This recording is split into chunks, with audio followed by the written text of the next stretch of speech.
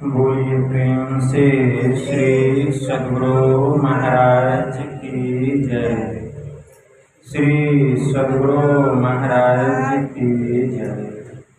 श्री सद्गुरु महाराज की जय। नमामि अमित ज्ञान रूपं कृपालम्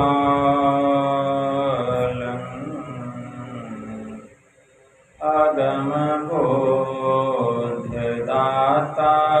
सुबुद्धि निधि विशालम् क्षमाशीलयति धीर गंभीर ज्ञानम् धर्मकील बृहधीर समधीर ध्यान जगत त्राणकारी अघारी उदारम् भगत प्राण रूपं दयागुणपारम् नमो सतगुरुं ज्ञानदाता सुस्वामी नमामि नमामि नमामि नमामि नमामि नमामि नमामि। महाराज सद्गुरु है राजन को राजा है जिनकी कृपा से सरय सर्वता घने में ही सोए परम गुरु नमामि नमामि नमामि नमामि नमामि नमामि नमामि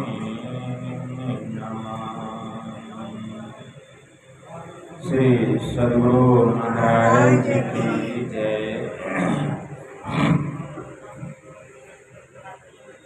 अव्यक्त रूप में परमाराध्य संत सद्गुरु महाराज के पावन कमल चरणों में बारंबार नमन। आदरणीय सत्संग प्रेमी गुरुजनों, भक्तिमती माताओं एवं धर्मशीला बहनों, आप लोगों को सर्वविदित हो चुका है कि यह संतमत सत्संग का आयोजन हमारे आदरणीय अजित बाबू की पोती के अन्नप्राशन के उपलक्ष्य में घर परिवार के समस्त लोगों ने मिलजुल कर यह संत मत सत्संग का आयोजन किए। बड़े ही सौभाग्य की बात है, क्योंकि इस संत मत सत्संग के द्वारा ज्ञान योग युक्त एकमात्र ईश्वर भक्ति का संदेश दिया जाता है, उपदेश दिया जाता है।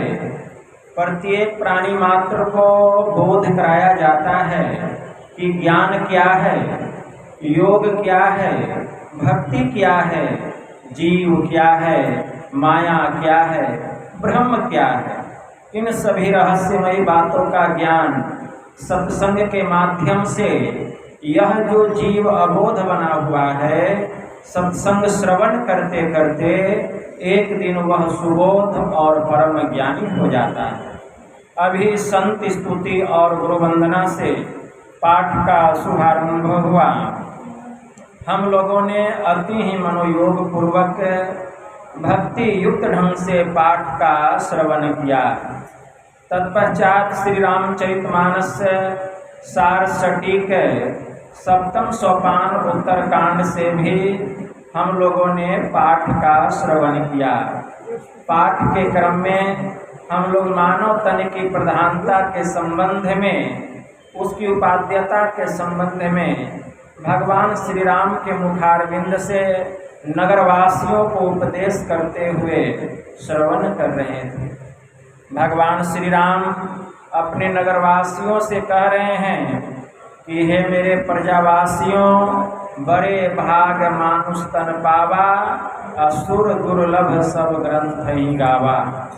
बड़े भाग्य से हम लोगों को यह मनुष्य का शरीर मिला है और यह मनुष्य का शरीर देवताओं को भी दुर्लभ है। भगवान ने कहा कि यह मनुष्य का शरीर देवी देवताओं को भी दुर्लभ है, लेकिन हम लोग मनुष्य का शरीर पाकर इसके पीछे पड़े हुए हैं। हम खुद विचार कर सकते हैं। देवी देवताओं के पीछे पड़े हुए हैं और देवी देवताओं को यह शरीर दुर्लभ है। देवी देवता लोग ललायित रहते हैं कि हमको भी मनुष्य का शरीर मिलता तो हम भी परमात्मा की भक्ति करते, क्योंकि देवी देवताओं का जो शरीर है वह भोग जोनी है और मनुष्य का शरीर कर्म जोनी है। मनुष्य का शरीर कर्म जोनी है और देवी देवताओं का शरीर भोग जोनी है। 84 लाख प्रकार की जोनियां हैं और 84 लाख प्रकार की योनियों में 83,99,999 योनियां वह भोग योनियां, केवल मनुष्य का शरीर ही कर्म जोनी। इसलिए मनुष्य शरीर से उत्तम कोई दूसरा शरीर नहीं है। भगवान शिव जी ने भी माता पार्वती से कहा कि देवी नर तन सम नहीं कौनिव देही, अजीव चराचर जांचत जेही, नरक सरग अपवर्ग निशैनी, अज्ञान विराग भगति सुख देनी। इस मनुष्य शरीर से उत्तम कोई दूसरा शरीर नहीं है, कोई दूसरा शरीर नहीं है। और यह मनुष्य का शरीर जिसको जड़ और चेतन सभी चाहते हैं। नर तन सम नहीं कौनिव देही, अजीव चराचर जांचत जेही। क्यों? क्योंकि नरक सरग अपवर्ग निशैनी, इस मनुष्य शरीर में नरक में जाने के लिए, स्वर्ग में जाने के लिए और मोक्ष में जाने के लिए सीढ़ी लगी हुई है। आप कहाँ जाना चाहते हैं? ज्ञान विराग भगति सुख देनी। अगर यह मनुष्य शरीर में आपको ज्ञान हो जाए, आपके अंदर वैराग्य हो जाए, आपके अंदर में अगर ईश्वर के प्रति भक्ति बढ़ जाए, तो एक दिन आप शाश्वत सुख परमात्मा को प्राप्त करके संसार के दुखों से सदा के लिए आप छूट जाए। यह मनुष्य का शरीर इतना उत्तम शरीर बतलाया गया। भगवान श्री राम ने कहा, साधन धाम मोक्ष कर द्वारा, अपाई न जेहि परलोक समारा। यह मनुष्य का शरीर साधना का घर है और इस शरीर के भीतर में एक द्वार है जिसको मोक्ष का द्वार कहा गया। मोक्ष का द्वार मतलब परमात्मा के पास जाने का रास्ता केवल इसी शरीर के भीतर है। मनुष्य शरीर के अलावा और कोई ऐसा शरीर नहीं है जिस शरीर को पाकर हम ईश्वर की भक्ति करके ईश्वर के पास जा सकें। केवल मनुष्य का शरीर। भगवान महायोगेश्वर श्री कृष्ण ने भी यही बात कही, आहार निद्रा भय मैथुनश्च सामान्य में तत् पशु भिन्द्रानाम ज्ञानम नरानाम अधिकम विशेषो ज्ञाने नहीं ना पशु भी समाना। मतलब आहार भोजन करना, निद्रा सोना, भय डरना, मैथुन संतान को पैदा करना, अरे ये 4 काम तो पशु भी करता है। यही 4 काम में अगर हम अपने चित्त को लगा करके रखे हैं तो क्या हम पशु से कम हैं? सूत्राम स्पष्ट प्रतीत होता है कि ज्ञानहीन जो मानव है वह पशु के समान है। भगवान ने कहा ज्ञानम नरानाम अधिकम विशेषो, लेकिन अगर मनुष्य को ज्ञान हो जाए तो मनुष्य पशु से श्रेष्ठ है। लेकिन ज्ञान से जो हीन मानव है वह पशु के समान है। कौन सा ज्ञान? अध्यात्म ज्ञान। अध्यात्म शब्द की उत्पत्ति अधि उपसर्ग के मिलने से हुआ है, जिसका अर्थ होता है संबंध। जिस ज्ञान से इस आत्मा का परमात्मा से संबंध हो जाए उसी को अध्यात्म ज्ञान कहा है। इदम तीर्थम, भगवान शिव ने शिव गीता में कहा इदम तीर्थम भ्रमति तामसः जनः आत्मतीर्थ न जानांसि कुतो मोक्ष श्रीनु प्रिय है। जो तामसी प्रवृत्ति के लोग होते हैं ये इधर उधर जिधर तिधर यहाँ वहाँ जहाँ तहाँ जाते हैं और कहते हैं कि हे देवी यह तीर्थ है तो वह धाम है, लेकिन आत्म तीर्थ को जाने बिना जीव का परम कल्याण नहीं है। इसलिए आत्मा का ज्ञान चाहिए। महोपनिषद में बड़ा सुंदर मंत्र आया है, भारो विवेकिनः शास्त्रम भारो ज्ञानम च रागिनः अशांतस्य मनोभारो भारो अनात्मविदो बपुः। अविवेकी के लिए शास्त्र भार है, रागी के लिए ज्ञान भार है, अशांत मनुष्य के लिए मन भार है, और जिसको आत्मा का ज्ञान नहीं है उसके लिए यह शरीर ही भार है। इसलिए आत्मज्ञान की प्राप्ति होनी चाहिए, आत्मा का ज्ञान होना चाहिए। मैत्रेय ऋषि ने कहा एकमेवादित्यम यद गुरुर्वाक्य निश्चितम एतदेकांतमिति युक्तम न मठो न वनांतरम। वह परमात्मा एक है, वह अद्वितीय है, उसके जैसा कोई दूसरा नहीं है। ऐसा सदगुरु के महावाक्य पर जिसको विश्वास हो गया उसे एक पवित्र स्थान पर आसन लगाकर उस प्रभु को अपने भीतर में पाने के लिए ध्यान लगाना चाहिए।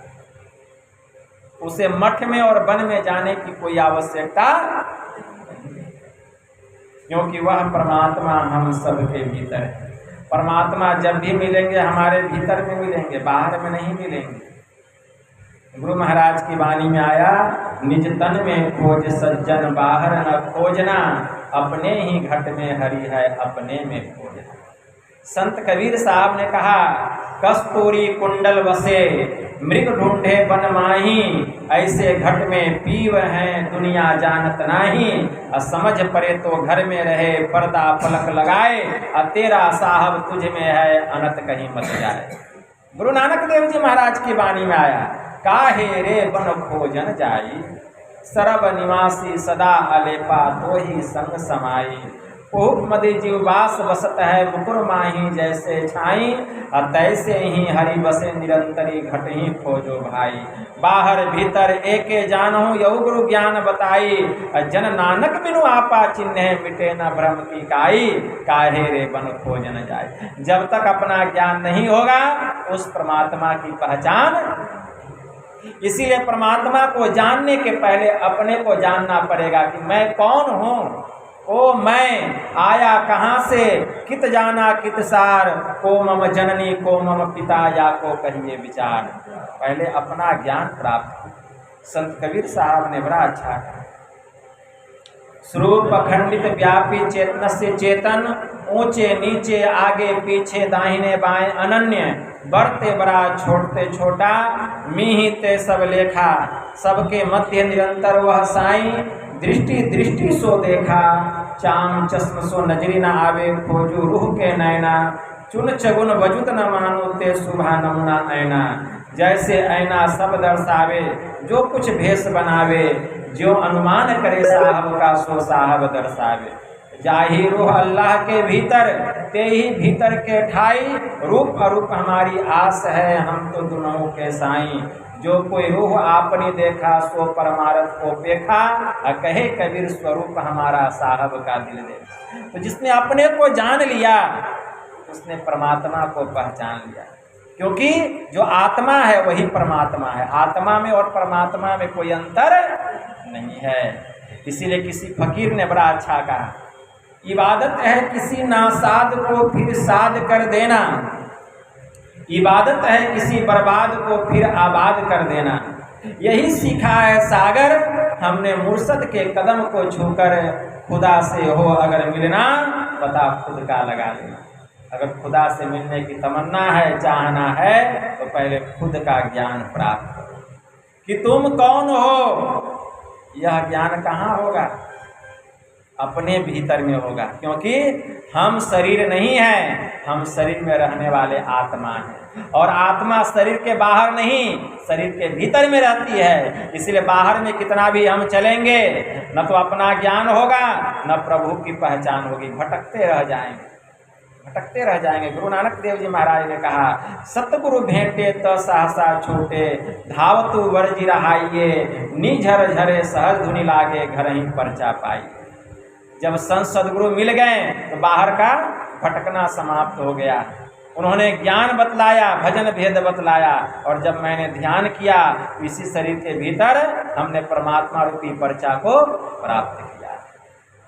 इसी शरीर के भीतर में हमारे परमाराध्य ने कहा, संतन मत भेद प्रचार किया, गुरु साहब बाबा देवी ने, थे अंध बने फिरते बाहिर, अंतर पथ भेद न थे जाहिर, हमें बोधि बुझाए सुझाए दिया, गुरु साहब बाबा देवी। क्या बंद कराए पलक पटको, कहे बाहर में तुम मत भटको, सीधे सन्मुख सुषमन बिंदु को गहवाया बाबा देवी।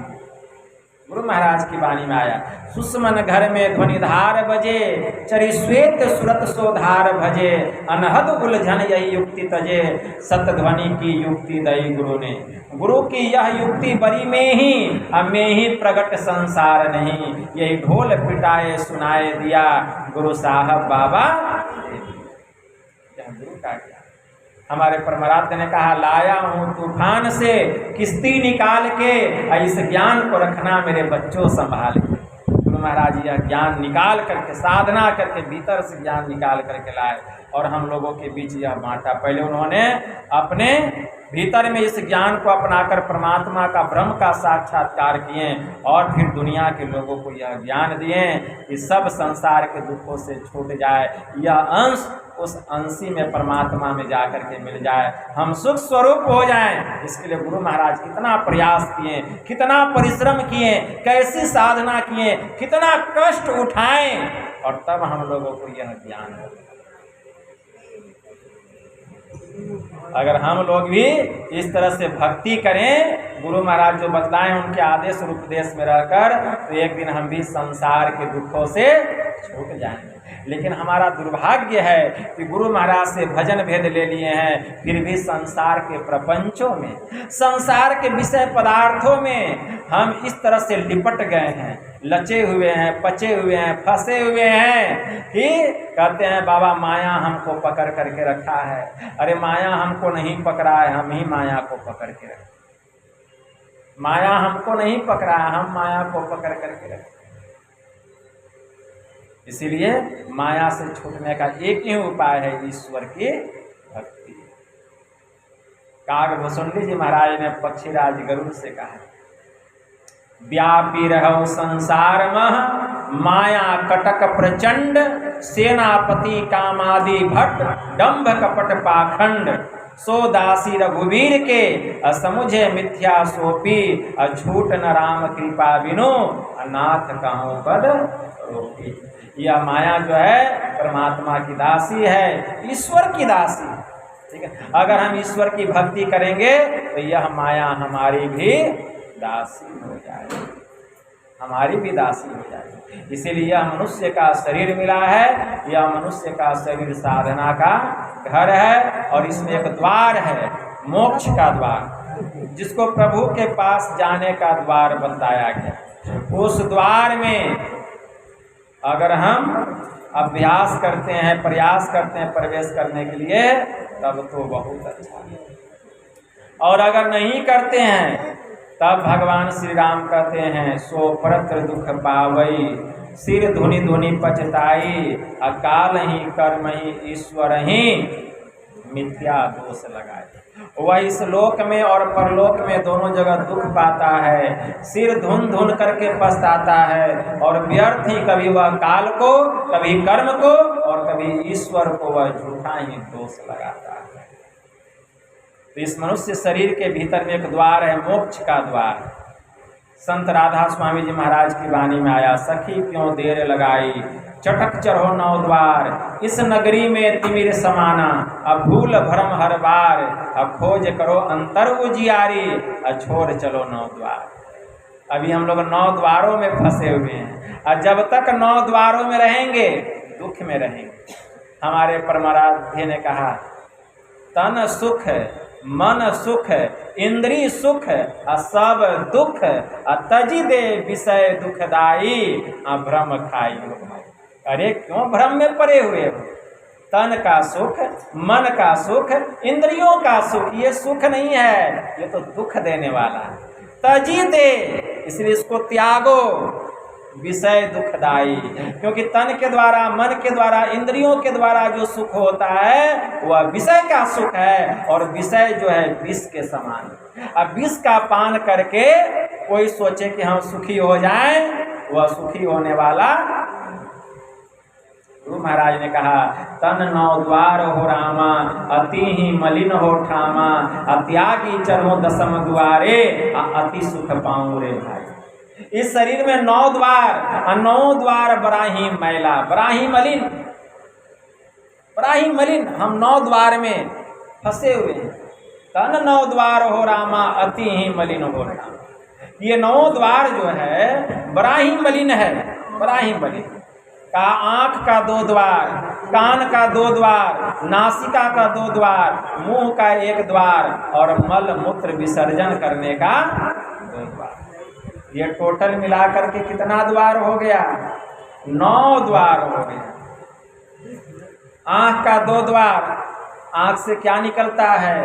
तो आँख से आंसू निकलता है, आँख से किच्ची निकलता है, कितना मैला है। कान का 2 द्वार, कान से गुज्जो, नाक से नेटा, मुंह से थूक खखार, और मल मूत्र विसर्जन करने का 2 द्वार पेशाब पखाना। इसी 9 द्वारों में हम फंसे हुए हैं, और जब तक 9 द्वारों में रहेंगे दुख में रहेंगे। इन 9 द्वारों को छोड़िए और 10वें द्वार में प्रवेश कीजिए। कैसे? तो गुरु महाराज की वाणी में आया, भजू भाई गुरु गुरु, गुरु रूप ध्यान धरूं, सन्मुख बिंदु निरेखो, तब सुख देखो रे भाई। इसके लिए गुरु के नाम का जप कीजिए, गुरु के रूप का ध्यान कीजिए, फिर सन्मुख बिंदु निरेखो, फिर गुरु निर्दिष्ट स्थान पर जहाँ गुरु महाराज देखने के लिए बतलाए हैं, वहाँ दोनों आँखों को बंद करके टकटकी लगा करके एकदम सावधान हो करके देखिए। शरीर में जरा सा भी हील डोल नहीं हो, शरीर में जरा सा भी हील डोल नहीं हो। पवित्र पाक कुरान शरीफ कल बकरा पारा 11 सूरा 11 के हुद में एक आयत आया, किम बजहक लितिनी हनीफा, मतलब अपना चेहरा जमा दे, तेरा हक एक हो, कभी हिलता डुलता और डगमगाता ना हो। दोनों आंखों को बंद करके गौर से सामने देख, अगर तुझे खुदा के नूर का दीदार ना हो तब हमें कहना, क्या तब हमें कहना। संत कबीर साहब ने कहा, मुर्शिद नैनो बीच नबी है, स्याह सफेद तिलो बीच तारा, अविगत अलख रवि है, आँखी मध्य पाखी चमके, पाखी मध्य द्वारा, अते ही द्वारे दुर्बिन लगावे, उतरे भवजल पारा। सुन शहर में बास हमारा, तह सरबंगी जावे, साहब कबीर सदा के संगी, शब्द महल ले जावे। संत कबीर साहब कहते मुर्शिद नैनो बीच नबी है। गुरु महाराज कहते मुर्शिद नैनो बीच नबी है। मुर्शिद क्या कहते? दोनों आंखों के मध्य में नबी है। संत कबीर साहब कहते हैं, आँखी मध्य पाखी चमके, दोनों आंखों के मध्य में वह चमचमा रहा है, चमचमा रहा है। आँखी मध्य पाखी चमके, पाखी मध्य द्वारा, और उसी के मध्य में परमात्मा के पास जाने का, खुदा के पास जाने का द्वार है। ते ही द्वारे दुर्बिन लगावे, उतरे भवजल पारा। हमारे परमाराध्य ने कहा, एक बिंदुता दुर्बिन हो, दुर्बिन क्या करे, पिंड माही ब्रह्मांड दरस हो, फिर बाहर में क्या करे। उसमें प्रवेश कैसे करेंगे? दृष्टि की दोनों धारों को एक करना पड़ेगा। दृष्टि की दोनों धारों को मिलाकर मिलन स्थान पर मन को टिकाकर देखने से एक बिंदुता की प्राप्ति होती है। गुरु महाराज की वाणी में आया, दृष्टि योग अभ्यास अति ही करत, कंपनी सहज ही छूटे, प्रौर हुए सुरत, तिल दरवाजा टूटे नजर की जोर से, अरे हारे में ही लगे टक टकी खूब जोर बर जोर से। तब देखिए कैसा नज़ारा देखने में आता है। बाहर का नज़ारा भूल जाइए, बाहर में देखना बंद कर देंगे, सोचेंगे जितना देर आँख खुला है उससे अच्छा बंद करके ही रहते तो भीतर का नज़ारा देख। भीतर का नज़ारा देखते हैं, क्योंकि बाहर के नज़ारे में दुख है और भीतर के नज़ारे में सुख है। जो एक बार उस सुख को प्राप्त कर लेता है वह बार बार उसी ओर जाता है जहाँ उस सुख को उसने प्राप्त किया था। हमने कभी उस सुख को प्राप्त किया ही नहीं, हम कहाँ से भीतर में जाएंगे, हम बाहर में ही भटकते रह गए। इसलिए बाहर अभी तक भटक रहे हैं। इसलिए अभ्यास कीजिए, प्रयास कीजिए। भगवान महायोगेश्वर श्री कृष्ण से अर्जुन ने कहा, क्या कहा? भगवान महायोगेश्वर श्री कृष्ण अर्जुन कहते हैं कि चंचलम ही मनः कृष्णा परमार्थि बल्लव ढीरम तस्याहम निग्रहम मन्ये वायुरिषु दुष्करम। हे केशव, यह मन बड़ा ही चंचल है प्रभु, यह मनुष्य को मत डालता है प्रभु। जैसे हवा को मुट्ठी में कैद करना बड़ा ही कठिन है, वैसे ही इस मन को बस में करना बड़ा ही दुष्कर है। भगवान ने अर्जुन का समर्थन करते हुए कहा कि हे अर्जुन, असंशयम महाबाहो मनो दुर्निग्रहम चलम अभ्यासेन तो कौन्ते वैराग्येन च गृह्यते।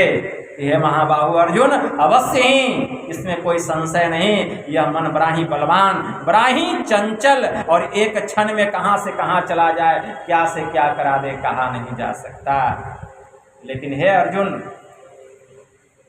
अभ्यास और वैराग्य से, अभ्यासेन तो कौन्ते वैराग्येन च गृह्यते, कि हे अर्जुन, अभ्यास और वैराग्य से यह मन बस में हो जाता है। इसका अभ्यास करें कि मन में वैराग्य हो जाए, यह मन पूर्ण रूपेण बस में हो जाए। तो भगवान श्री राम ने मुक्ति को परिषद में हनुमान जी से कहा, एक तत्वा ढीराभ्यासा ध्यावन बीतम मन, कि हे हनुमान, जब तक यह मन पूर्ण रूपेण बस में न हो जाए, एक तत्व का अभ्यास करो।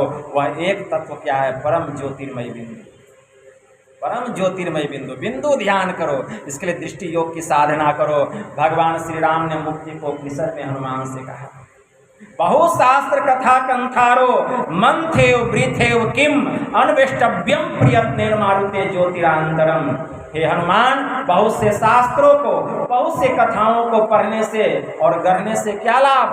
तुम अत्यंत प्रयत्नशील होकर के अपने भीतर की ज्योति की खोज करो, उस ब्रह्म तेजोमय बिंदु की खोज करो। वही है एक तत्व, तभी यह मन बस में होगा। और कुछ भी नहीं करो, क्या शास्त्र में लगे हुए हो? बहुत शास्त्रों को पढ़ने से क्या लाभ? कोई लाभ होने वाला। हमारे परमाराध्य ने कहा, खोज करो अंतर उजियारी, दृष्टिवान कोई देखा है, गुरु भेदी का चरण सेव कर भेद भक्त पा लेता है।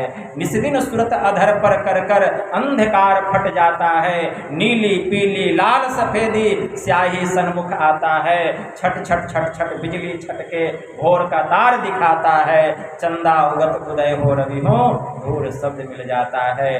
गुरु सतगुरु के चरण अधीनन अगम भेद यह पाता है, बाबा देवी कहे कह में ही सतगुरु गुरु ही बचाता है। गुरु महाराज की वाणी है। इसलिए अपने अंतर के उजाले की खोज करो। हमारे परमाराध्य ने कहा, श्री सदगुरु महाराज की जय। अब पूज्य बाबा का भी आगमन हो चुका, हम लोग उठ करके पूज्य बाबा का स्वागत करें। श्री सदगुरु महाराज की जय। श्री सद्गुरु महाराज, श्री सद्गुरु महाराज, श्री सद्गुरु महाराज। ये बच्चों की किसी तरह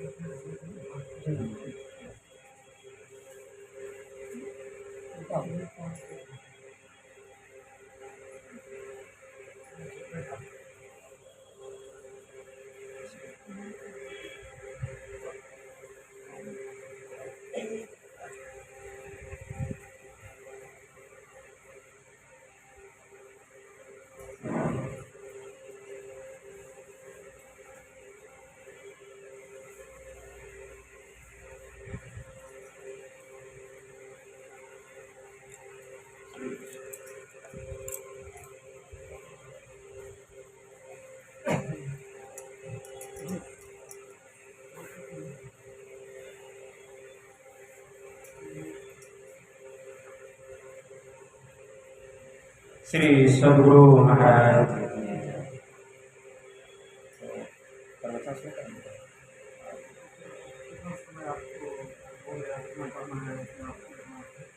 नहीं, अब समाप्त ही कर देते हैं। श्री सद्गुरु महाराज की जय। तो मैं कुछ ही देर में अपनी वाणी को विराम दूंगा। श्री सद्गुरु महाराज। तो भगवान श्री राम भी हनुमान जी से कह रहे हैं कि हे हनुमान, अपने भीतर की ज्योति की खोज करो।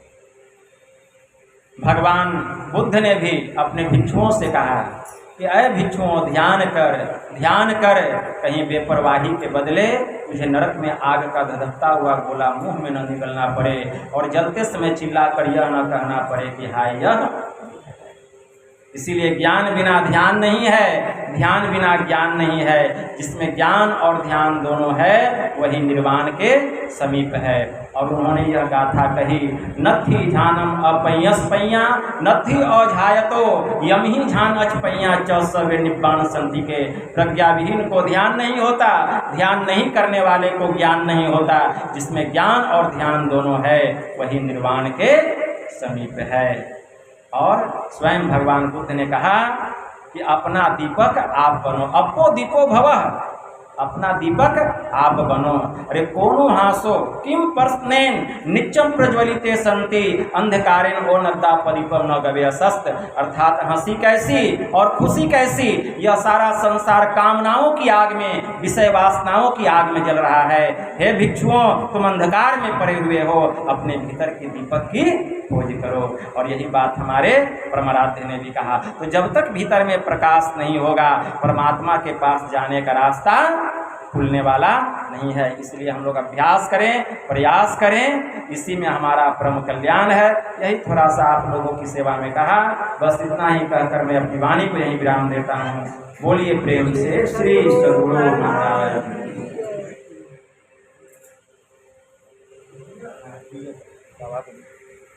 समय हो चुका है।